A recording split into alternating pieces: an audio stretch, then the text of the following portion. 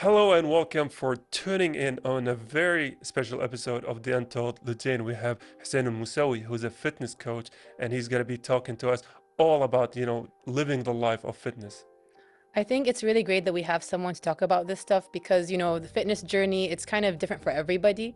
And to have someone who studied it and really does his best to kind of make it possible for everybody and takes it upon himself to kind of coach people through this, I think it's something really interesting to talk about. It is, and honestly, the word fitness is kind of, has been led people to perceive it differently, right? Because now they associate fitness with these six-pack kind of bodybuilders, right?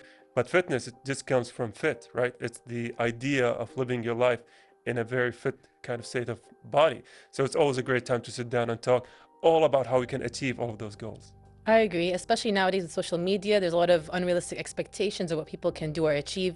So being able to talk to someone who's an expert in this field, I think we're really going to get down to what it truly means to be your best and healthiest self. It is, and to know all about that, we are going to take a break. So come back and sit down with him.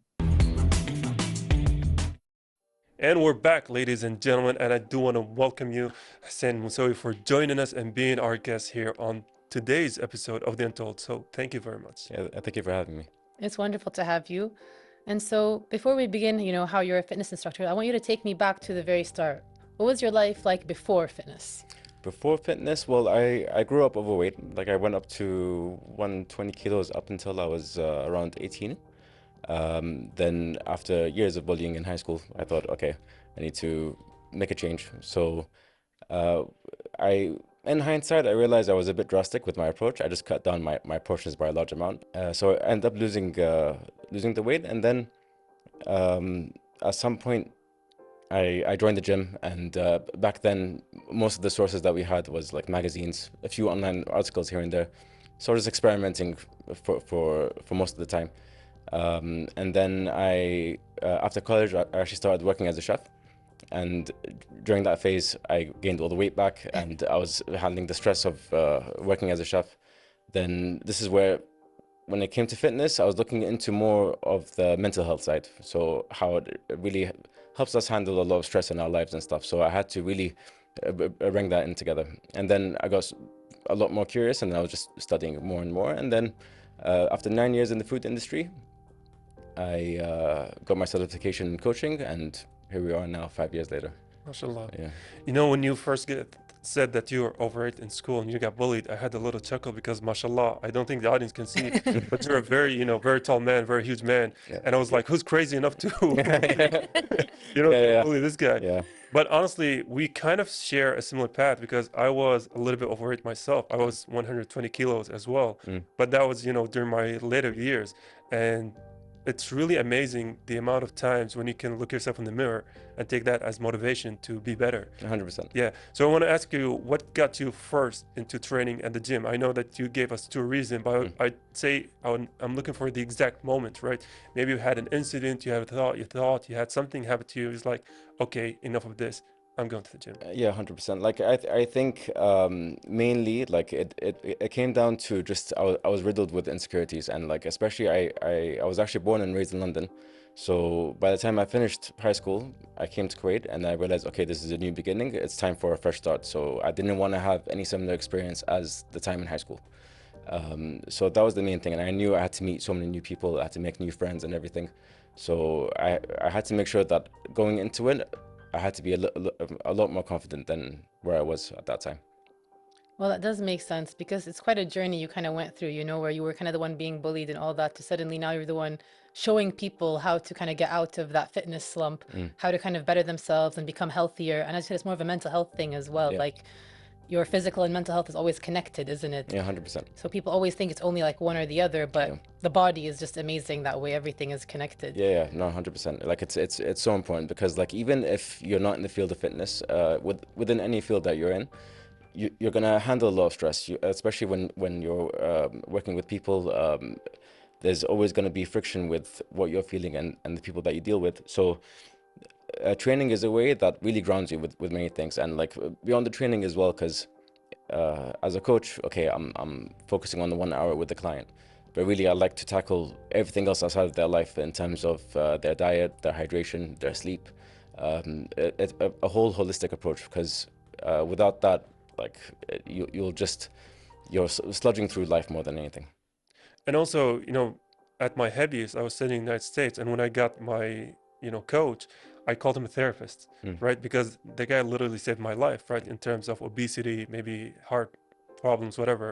It's related to weight, so they are a lifesaver, not to mention the mental aspect of it. So how would you define your role, in terms of your client, in terms of the advice you're giving them? How do you see yourself in their lives? You bring up the point of where the coach felt like a therapist, and really that happens with most coaches, because in the environment of training, because you're putting your body through stress, it's very easy to start feeling vulnerable and then really expressing themselves within the session. So sometimes without any prompts from me, they'll just start opening up about their lives and stuff. And I think given my background, where especially from being overweight and also being in very stressful jobs where like it affected my sleep and everything, having overcome a lot of that, this is where I bring value to the session, where like I can share some of the experiences that I have. I'll give mainly give, let's say, perspective on what it is that they're going through, and we sort of work together to find a solution for them. And do you think it helps your clients to know that you've been through the same thing yourself? Does it help them listen to you more? Because I know a lot of people might see a super fit coach and they'll tell them do this, do that, but then they have these expectations in their brain. They're like, I'll never be like that. I'll never be that fit. I'll never be that strong. I can't work out that way. Do you feel like you have a lot of these people with these kind of limitations in their brain? Yeah, no, I like, especially a lot of my clientele, like they'll see my Instagram page, and I put my before and afters there. So a lot of them approach me with that idea in mind. It's like, oh, he understands like what I'm going through. I'm sure like he'll help me. But there are other times where people walk up to me and they think that like, oh, he won't understand. Like he's probably like this all the time.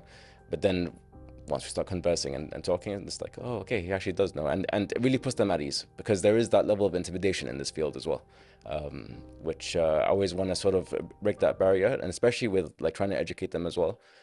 These days on social media and stuff, like it's so heavy on the science and terminologies where people get really lost. And so when I start speaking to them, I try to break it down as simple as possible. Like I'd rather be like, especially with me reading articles or anything before, there's a lot of things I didn't understand. And no one was there to sort of like give me just a summary of like, no, you just need to do this and then you're sorted. Because then at the end of the day, people just really overcomplicate things when it comes to their health.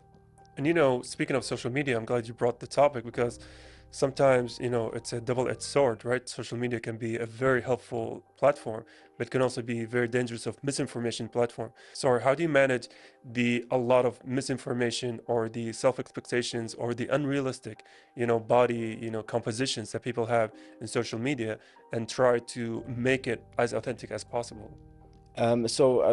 Most of the time, like even for myself, when it comes to posting on social media, I try to go through a route where I'm not speaking in absolutes, because this is one of the biggest things with social media. Like they treat things like black and white. It's like, you shouldn't do this, you should do this instead, and this is the optimal way of training, this is the optimal way of eating. I hate the word optimal, by the way. Like it's so, because there's a lot of nuance when it comes to all this. So whenever someone does bring up something about something they found on social media, like I ignore it completely. I'm like, this is about the context of you, like what actually works for you. And when it comes to like even like for my own posting, like I really try to avoid posting anything in black and white, and it makes it hard for me to create content that way, because no one's going to listen to the gray area of things. They want to hear like what's the truth, like give it to me, but like it's really not the case. But like with everything that I study, it's all about what you have in the toolkit and what's needed within the context. And I hope that I answered your question. Okay, yeah. No, I feel like I understand what you're saying, because everybody's bodies are different, right? And everybody's capabilities are also different. I think a lot of people, they see something on social media or online, or how other people are working out or doing things, and they think I should be able to do that, or I want to do that, but they're forgetting where they're starting from. Yeah. And it's kind of like it's not a race, it's like it's a marathon, you could say. Yeah. And a lot of people want the shortcuts. They want to be able to get to the results as quick as possible, but they don't want to focus on a feasible, sustainable kind of change. So when it comes to how you do things, do you get people to focus more on the physical results, or is it more of like a lifestyle transformation? So for sure, lifestyle, because like I'll give them the benefits, like I'll list all the things for them, but at the end of the day, with my approach, it's all about longevity, because I can't, like, at the end of the day, you need to have the right tools to keep this going, rather than, okay, I want the quick result, as you said, and like again, what's the optimal way of losing the weight and stuff. Like, no, let's understand first, like, your current diet, let's adjust that first, rather than looking at like any other diet you see trending, because then, like, if it's not in line with what you're doing now, it's not sustainable. So you have to break down what you're doing now, adjust from there. Like, I had an example of one client who he's on top of like what's healthy, so like salads, olive oil, but with olive oil, it's a very healthy ingredient, but it's high in fats, which is high in calories. So because they think, oh, it's a healthy ingredient, they'll just douse all their salads with that. So they're better off. So it's a matter of educating what they're currently doing and how it's causing them to be where they are, and then again adjusting from there, because it's all about longevity. If you really want this as a lifestyle change, that has to be the main focus. You know, I'm glad you brought up the topic of longevity, because it actually did change my mindset about physical activities. Because I remember back in the day, I used to be a heavy, you know, I wouldn't say supporter, but a major advocate of ego lifting and, you know, just lifting whatever. And then I injured something, a muscle. It was the first time I even knew it existed, something called rotator cuff. Yeah. When the doctor told me, I was like, is that a real thing? And then it actually is a very real thing. So then my mentality about training and physical activity changed. So I focus more on longevity, using your actual body in terms of the workouts itself. So this brings me to my question: is your own philosophy about training and fitness in general, how do you define it? Ooh, well, I mean, like, if you for anyone who wants to step into the gym, the main purpose for that is to make a change for themselves, right? So the important thing is like, as you said, like, it took you an injury for you to be in line with your body, and to be very aware of your movements and stuff, which, I mean, granted, like anyone getting into physical activity, it's beyond something that they're used to. So it's putting their body in a new environment where they have to allow their nervous system to adapt to it, their limbs and joints to adapt to it as well. So there's the trend of that phrase of okay, chase the mind muscle connection. When people try to do that, they train as if they're demonstrating a workout rather than actually challenging their body, because like people's bodies, they'll only adapt under stress. So as much as I try to take it easy on my clients, but I know like they'll say otherwise, I do have to challenge them in some way. So it's a matter of being comfortable with the uncomfortable, because that's the only way that your body can adapt to anything. And this applies to life as well, with any stress that you end up going through. Yeah, I feel like that makes sense. I think a lot of people really focus on having super strict diets. So do you think that's like a good idea, or is it better to kind of be more flexible with it? Because I know a lot of people will really beat themselves up if they eat like a cookie or some cake on it, or when they go out, they don't eat like 100% healthy food.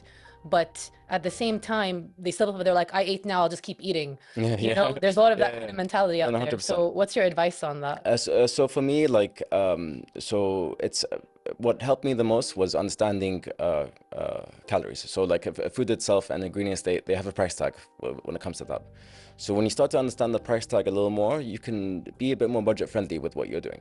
So if you're given a certain amount that you need to have, you just start working around it. But obviously not, like, we're not taught about calories and like looking at labels and everything. Or even these days, a lot of restaurants, they won't display their calories. So a lot of it is going to be to do with like cravings, or like, oh, I fancy this now, I'm going to have a burger or whatever.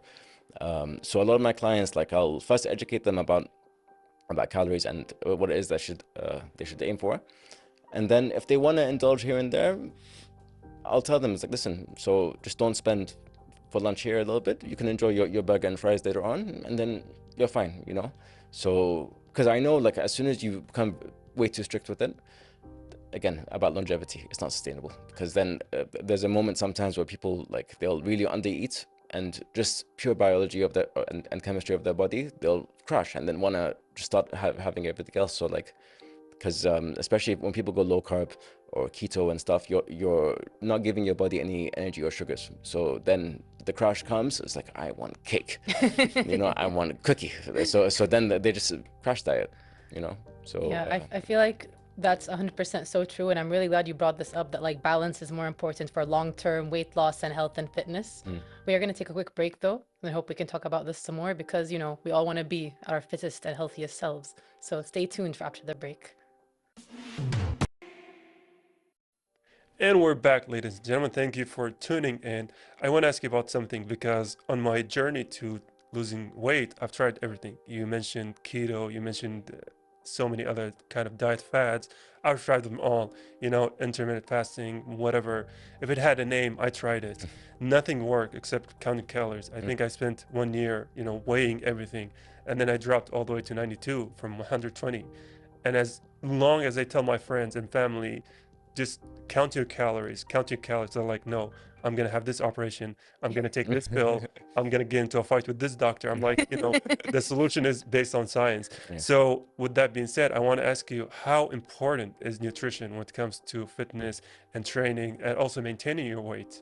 Oh no, it's very important. Like I feel like there are two layers of it. So there's the calories, and then you have the macros. So the proteins, fats, and carbs. So the way I'll phrase it is, when it comes to calories, that controls the weight on the scale. When it comes to macros, this is to do with more of your body composition or your performance if you're an athlete. So I train in powerlifting. I have a few powerlifting athletes as well. And we really hone in on the macros alone just to help them sustain their energy, because as you're training for long periods of time and across weeks or months, your nervous system accumulates a lot of fatigue. So it's a matter of making sure that your intake level is balanced enough where you're able to perform long term and without having your body crash at all. And like that also affects your sleep. It affects your focus. It really encompasses a lot with people's lives. And like you mentioned, how people want to resort to operations or whatever, because if you try to give someone a diet, you're taking a huge part of their emotional cope sometimes. Let's say, going back to calories, like I remember going to a gathering, and there's like a whole table full of food, and like I'll have my one serving, and then people are like, oh, you didn't eat. Yeah. I'm like, no, I had my meal. It's like, ah, come on, there's an abundance, you should be grateful. I'm like, for me, the abundance is knowing that this can last me a week. Yeah. You know, not just the one sitting with you guys.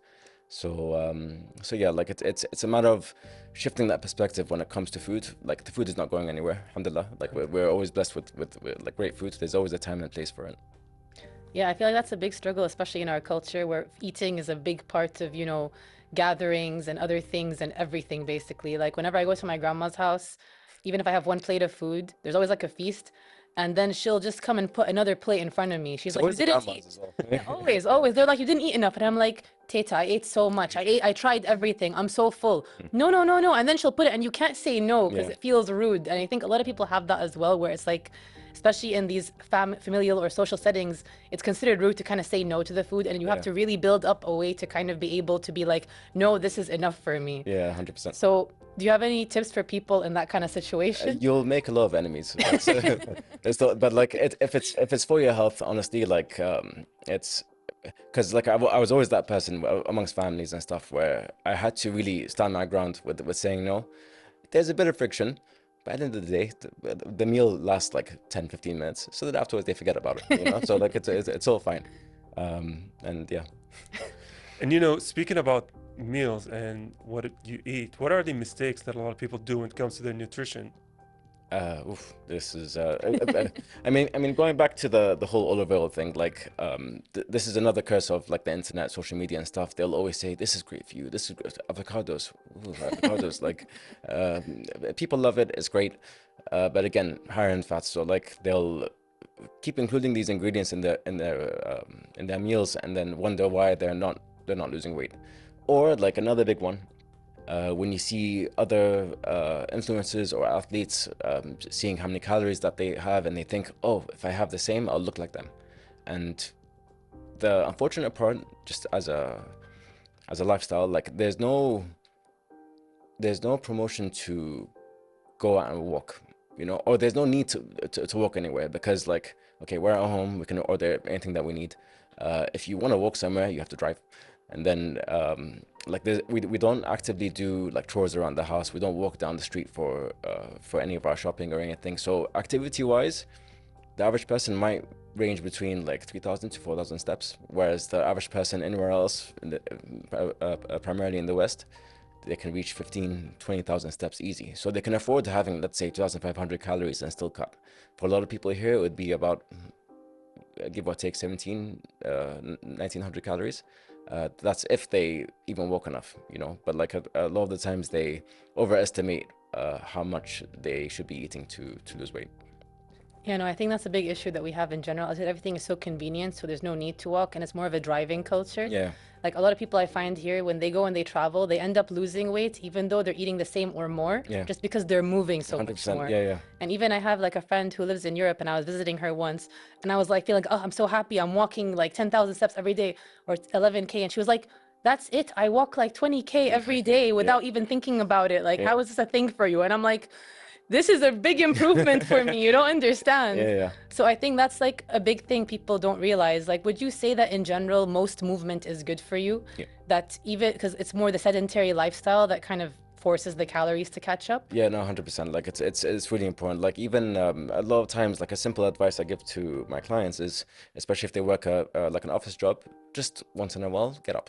You know, get up, walk around. If you have to do something on your phone, you don't need to do it at your desk. Just move around, get your steps in, because it adds up really quickly. And especially if it's not something you usually do, and you suddenly do it, let's say every hour, that goes a long way. You know, along with obviously like focusing on your diet and stuff. And hydration is also a big one. Like most people are very dehydrated. Like they end up confusing thirst with hunger as well. So like your stomach might rumble at some point. It's like, I feel a little peckish. Let me have a chocolate or a sweet or something. So yeah, like on average, let's say women between 2 and 3 liters, men, depending on activity, for 3 to 5 liters. Before we move on, I want to just thank you for saying that, because I'm a big advocate for hydration. Even the members of the crew, I always wonder why they're not drinking enough water. Even you, I don't see you drink water. Yeah, you know, this crew is kind of, you know, cruel, I would say, because even these cups are empty of water.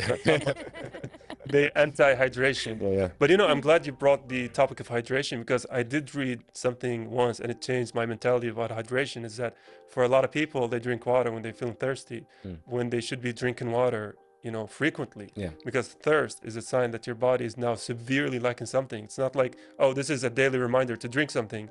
It is a daily reminder that, hey, you're forgetting something. Yeah. So on the topic of hydration, would you say the balance between hydration and nutrition when it comes to fitness and healthy level is equal, or there are some overlapping? It's a great question. I would say honestly, because like you said, thirst is a signal that you're no longer hydrated, and that's why like the phrase I'll tell people often is stay hydrated. So you need to start sipping it throughout the day. You can't get hydration from food, but since our body is the majority of it is water. Our brain alone is like 90% water. So that's why sometimes like if you start staying hydrated a little more, your focus is a lot better. You can think a bit more clearly. It's not as cloudy, you know. So I think as a snowball effect, I would say hydration first, and then you can start counting your calories a little better, and then you can perform a lot better in the gym. And so it allows for a lot of things to flow a little better. What about the role of sleep? Oh, big one. Yeah. I think sleep, you know, sleep is a big one, because especially like at least my only point of reference right now is with a lot of clients who work office jobs all week. They'll start maybe 7, 9 a.m. With their job, but they sleep at like midnight or so. So the first few days of their week, it's then catching up to the routine again. They're adapting to the routine again of okay, I have to wake up early and stuff. But then the weekend comes, 2 a.m. sleep and like sleeping in extra and stuff. So they're in a perpetual state of their body just craving sleep. So then that in itself affects, again, focus, performance, recovery, especially if you do any strength training or anything. That really fries really fries the nervous system, where fatigue really kicks in like within weeks of training, and then suddenly they're like, oh, I don't want to train anymore, and like it can really always fall back to sleep as well. Yeah, and you know the importance of sleep, it cannot be understated, because a lot of people think that when you're working out, you know, the muscles get bigger at the moment. What they're failing to recognize that that's just the blood pumping, because when you're working out, you're actually breaking down the muscle. So if you're not sleeping, the recovery is not going to happen. Your muscles are not going to rebuild themselves into something bigger. So sleeping can be saying it's even more important than the workout itself, because without sleeping, you're not going to see its fruits. Yeah, 100%. And I do love how in this episode we've shared so much priority on sleep, nutrition, hydration when it comes to physical activities, because even though they sound like something so casual, something badihi, like we say in Arabic, but in actuality a lot of people ignore them, right? A lot of people just go to the gym and then they ignore everything else. It's like, okay, I go to the gym 7 days a week, but I'm not seeing anything. What are you eating? What are you drinking? How much are you sleeping? Nothing. Yeah, 100%. It's a question of balances. And I do want to ask you about something, is when a lot of people come and they see that their fruition of work is not coming, that they're not seeing results, and they're closer to giving up. Like, how do you keep them motivated? How do you educate them to get back into the grind? I mean, well, thankfully, I didn't have that many experiences with that. I can only really recall one client who he was expecting results within weeks. And it's a matter of expectation, and like going back to talking about social media, people see other examples of people who are already fit. They don't see the journey towards the results that they have. That's the one thing that's really missing, where like, okay, everyone's talking about how to get results quick and stuff, but like with longevity, like things really take time. So it's a matter of setting the right expectations. But if anything is lacking within the process, it's a matter of I guess the one important thing when it comes to a coach-client relationship is transparency, because especially when it comes to food intake, sleep, or whatever, there's a sense of shame when they say that, like, oh, I haven't been sticking to my diet, or like, oh, I cheated, or whatever. But as long as there's that transparency, I much prefer that, just so then there's something to bounce off of. So then we find a solution somewhere, and we always have to meet in the middle with that. I feel like that's very important, and trust goes a long way, because if you're trusting someone with your kind of transformation in your lifestyle, if you're not going to be open with them about it, you're not going to get very far. Because there's no point in a client coming to you and then lying to you about what they're eating or what they're doing at home, and then the results don't show up, because if they're not being honest with you, nothing's going to change, you know? Yeah, 100%. And the thing is, I at this point, I know how the body works. So like, if they're telling me all the right things and the weight isn't budging, or something's off with the performance, it's like, I know, like, it's fine. You can tell me, like, you're paying me at the end of the day. Don't pay me to lie, So yeah. Yeah, it's like when people go to see a doctor or something, and then they ask them, what did you eat? What did you do? It's like, nothing, doctor. But in actuality, they ate all these kind of bad stuff. Yeah. With that being said, I do want to thank you for joining us and educating us a lot about the health aspects of maintaining a physical and fitness level. So thank you again for being our guest. And thank you so much for having me again. It was a pleasure to have you. And, just thank you so much. I feel like we learned a lot, and it was really great to hear. Thank you. With that, we are taking a quick break. And we're back from that break. And honestly, I loved our conversation with Hussain. I feel like the way that he approached fitness is really inspiring. Even the fact that he had his own journey that he went through himself. He was overweight, he was bullied, he had a really stressful job, but he still found a way to kind of find this thing to do and be a fitness instructor to help other people achieve their goals as well. He is, honestly, and I think we've had, different fitness coaches here on the Untold, but if I'm not mistaken, he was the first one who advocated for the importance of hydration, right? Drinking water. That was such an integral part of the conversation we've had, and I do love how he spent some time educating us about nutrition, about fitness level, sleeping as well. He gave us all of the knowledge we need to have a very fit, healthy lifestyle. I agree. I love that he, emphasized how it's not just all your workouts in the gym, but your everyday habits that really help you become who you are. And a lot of people, I think, only focus on going to the gym or lifting weights, but they forget that everything else kind of leads to how your body is built. So it's great to have someone to kind of enlighten us with that. It is very well said. With that being said, this is the reminder for the audience to go and hit the gym, because we've run out of time. But until next episode, goodbye for now. Goodbye, and see you next time.